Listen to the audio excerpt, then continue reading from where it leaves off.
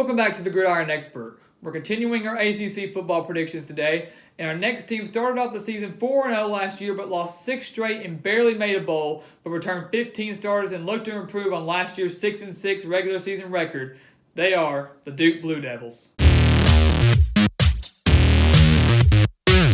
Duke's 6-6 regular season record could have very well been a 10-2 record as the Blue Devils lost 4 games by a touchdown or less.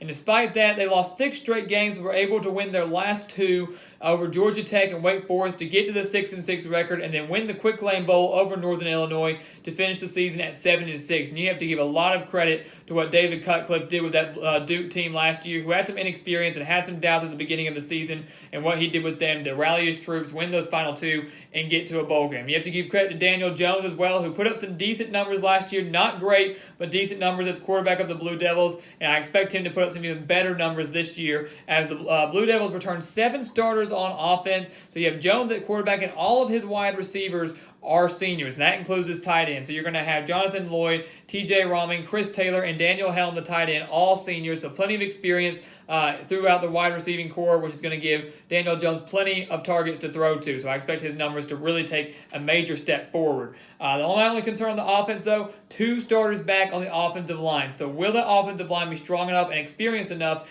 to give Jones some protection in the pocket and see if he can make the plays that he needs to help the Blue Devils out this year? But only 2 starters there. That's a big concern on my part. 8 returning starters on defense for Duke this year. They're going to be led by Trey Hornbuckle on the defensive line. You've got Joe Giles-Harris leading the linebacking core and Mark Gilbert leading the secondary. And really, this is a Duke defense where I don't see many weaknesses at any of those positions, whether it's on the defensive line, the linebackers, or the secondary. So they're going to be very experienced on the defensive side of the ball. I can't wait to see what they have to do this year. And this is a Duke team that's looking to improve and certainly has the talent to improve on that 6-6 record from last year, but they face a very, very difficult schedule. And it opens up against Army, a team that went 10-3 last year, winning their bowl game over San Diego State and had an explosive quarterback in Ahmad Bradshaw. But Ahmad Bradshaw is gone now, and Duke hosts this game against Army, who only returns, I think, 3 starters on the offensive side of the ball. So Army's strength, maybe like Duke and a couple of these other ACC teams, will be their defense.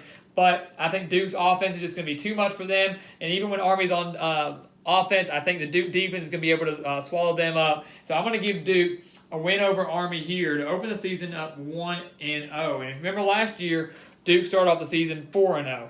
Now they get back-to-back road games against Power 5 opponents at Northwestern and at Baylor. Both of those teams Duke won against at home last year. They annihilated Northwestern, I think it was 41-17, and then beat Baylor by 14, 34-20.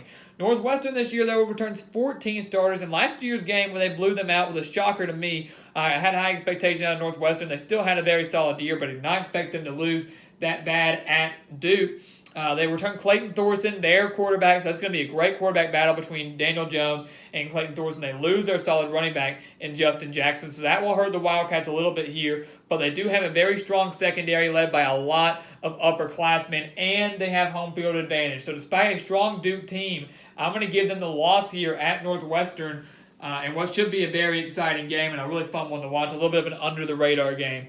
And then they go back on the road at Baylor, so back-to-back road games here, and a Baylor team that had a horrendous season under first-year head coach Matt Rule, going 1-11, including a loss to then FCS opponent Liberty.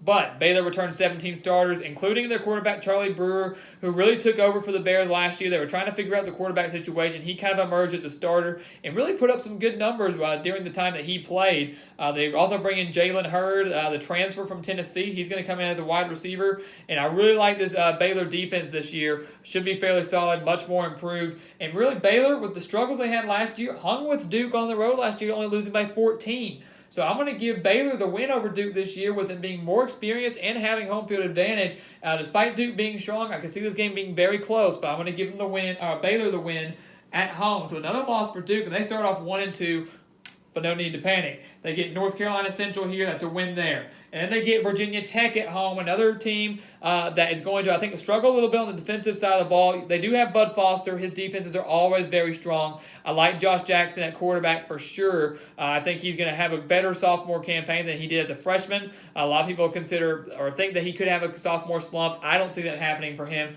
But I like Duke being at home, their first ACC game.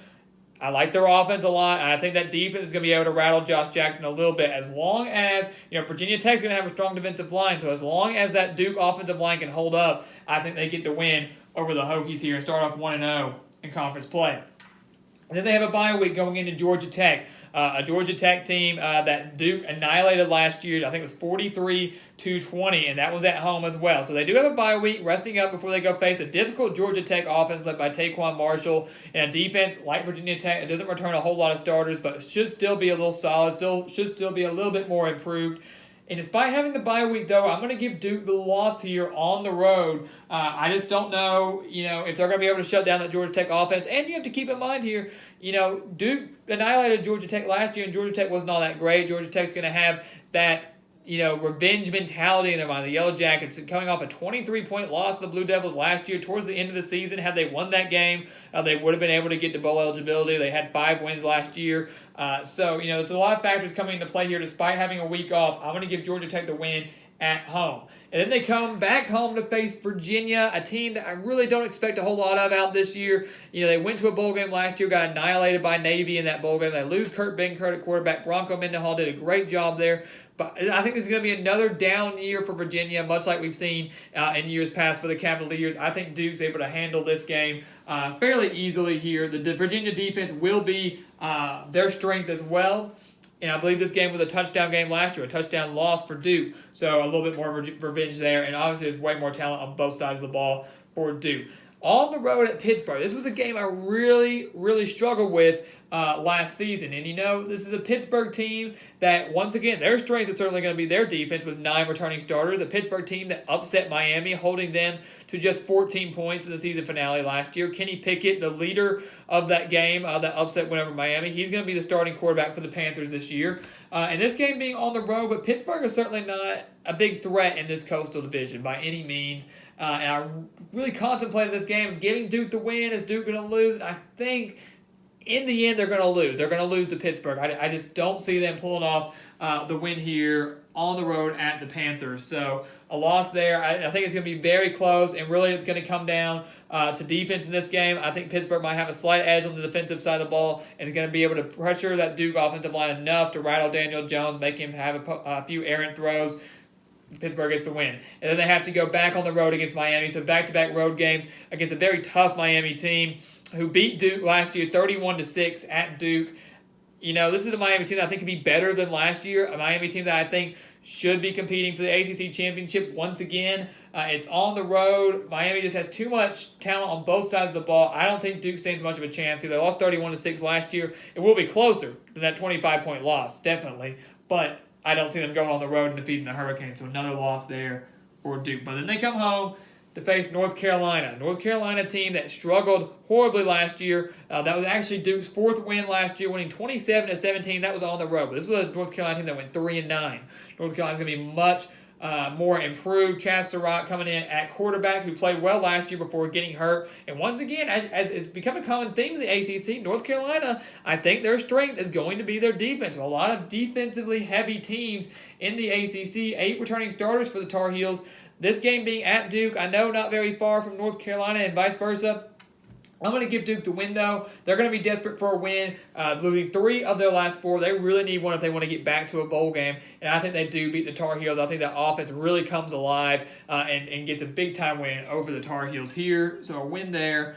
And then they're just 1 win away from bowl eligibility. They go on the road at Clemson, a Clemson team that I think is by far the best in the ACC, both division-wise. Best defense, I think, in the nation. Doesn't matter who plays at quarterback for the Tigers. Kelly Bryant, Trevor Lawrence. I know they're going to win. I feel very confident this Tigers team, one of the best in the nation, not just the ACC. I don't see any team beating them this season, non-conference or ACC. It'll have to come down to the college football playoff for that when they face someone much tougher like a Georgia or an Alabama or somebody like that. But I think Duke doesn't really stand much of a chance here on the road against the Tigers, which sets up a win or go home scenario against Wake Forest And I think that Duke gets a big-time win here over the Demon Deacons. They did last year, a 31-23 victory on the road. And the way I'm looking at this is Wake Forest had a better team, I think, last year than they did this year. They're still going to be a solid team this year, should get back to a bowl game.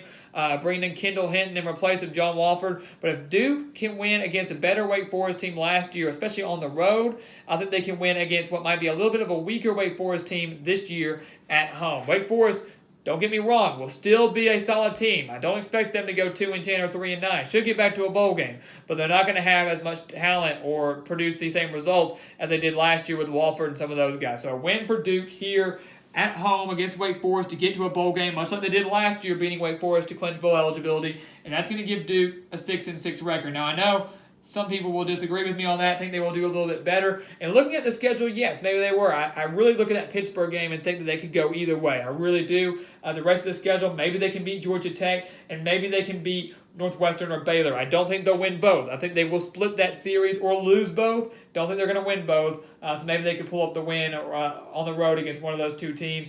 And yes, I do realize that I have Duke losing every road game that they play and winning every home game that they play. But Duke, I believe, only won 1 or 2 games on the road last year, didn't win many the year before, so it's not unheard of to see this Duke team lose all those road games. Home field advantage certainly does play a huge role, and their road games are against tough opponents, an improved Baylor team, a decent Northwestern team, a Georgia Tech team that runs a difficult offense, Miami on the road, and Clemson. So when I look at these road games, I look at really just one winnable one, and I think that's Pittsburgh. And right now I'm giving the Panthers a slight edge there. So obviously these road games are going to be very difficult for Duke, and they're going to need to pull off a couple of upsets on the road if they want to get to 7 wins, 8 wins, and improve on that 6-6 regular season record they had last year. But nonetheless, David Cutcliffe's going to do a solid job here.